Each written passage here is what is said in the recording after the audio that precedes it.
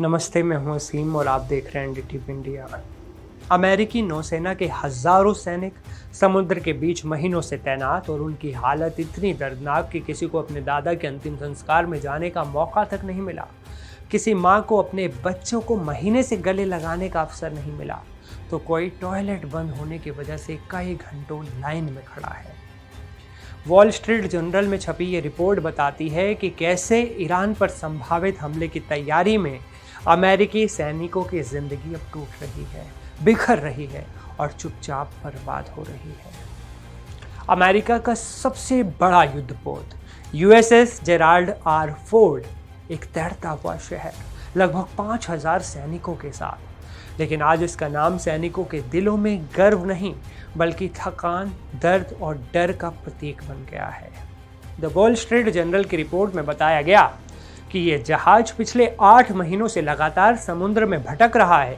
पहले मेडिटेरियन, फिर कैरेबियन और अब फिर से खींचकर मिडल ईस्ट भेज दिया गया, ईरान पर संभव हमला रोकने या करने के रणनीति के तहत। लेकिन इन बदलते मिशनों की कीमत सैनिकों के परिवार चुका रहे हैं। एक नाविक अपने ग्रेट ग्रैंडफादर के निधन में शामिल नहीं हो पाया। एक माँ लगभग 1 साल से अपनी बेटी से दूर है। वो कहती हैं, अब लगता है नेवी ही छोड़ दूं। कुछ नाविक बताते हैं हम अब मानसिक रूप से टूट रहे हैं। और सबसे शर्मनाक बात, इस अरबों डॉलर के युद्धपोत पर टॉयलेट तक सही से काम नहीं कर रहे। सैनिक बताते हैं कई बार टॉयलेट बंद, जाम या घंटों तक खराब रहते हैं। कई को 45 मिनट तक लाइन में लगना पड़ता है अपनी बारी के लिए टॉयलेट करने के लिए। एक सैनिक के पिता ने बताया उसे न दादा के निधन पर भेजा गया, न बहन के तलाक में और ना ही भाई की बीमारी में। संपर्क तक हफ्तों गायब रहता है, मतलब हफ्तों तक कोई संपर्क नहीं। कभी 2-3 हफ्तों तक घोस्ट मोड में जहाज रहता है। इसका मतलब है कि कोई फोन नहीं, कोई मैसेज नहीं। ये सिर्फ दूरी नहीं, ये टूटना है। हर सैनिक अपने अंदर कुछ ना कुछ अब खो रहा है।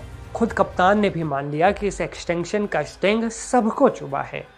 कई सैनिकों ने कहा हम घर लौटकर नेवी छोड़ देंगे। और सबसे बड़ा डर, अगर इतने महीनों के बाद ईरान के खिलाफ वास्तविक युद्ध का आदेश मिल जाए तो क्या ये थके टूटे मानसिक रूप से दबे सैनिक अमेरिका की रक्षा कर पाएंगे, अमेरिका का नाम फिर से रोशन कर पाएंगे? नेवी के पूर्व अधिकारी भी मानते हैं कि लंबे डिप्लॉयमेंट जहाज़ों को भी खा जाते हैं, पार्ट्स टूटते हैं, मेंटेनेंस रुक जाता है और एक ज़रूरी जहाज़ धीरे धीरे अपनी शक्ति खोने लगता है, फिर चाहे वो कितना ही बड़ा क्यों ना हो। सैनिकों की पत्नियां, बच्चे, माता पिता घरों में इंतजार कर रहे हैं। किसी की पत्नी 17 बॉक्स भेज चुकी, किसी में खाना, किसी में यादें। एक माँ तो एयरबीएनबी तक बुक कर चुकी थी कि बेटे से मिलने के लिए, लेकिन आखिरी पल में मैसेज आया, माँ सब कैंसिल कर दो, हम वापस नहीं आ रहे। ये खबर सिर्फ खबर नहीं है, ये वॉल स्ट्रीट जर्नल की वो खरा है जो अमेरिकी नौसेना के अंदर दबे दर्द को बाहर निकालती है। जब दुनिया अमेरिका की शक्ति की बात करती है तो यूएसएस जेराल्ड फोर्ड जैसे जहाज़ों का नाम लिया जाता है, लेकिन इन जहाज़ों के अंदर बैठी युवा आंखों में आज थकान, मायूसी और डर है।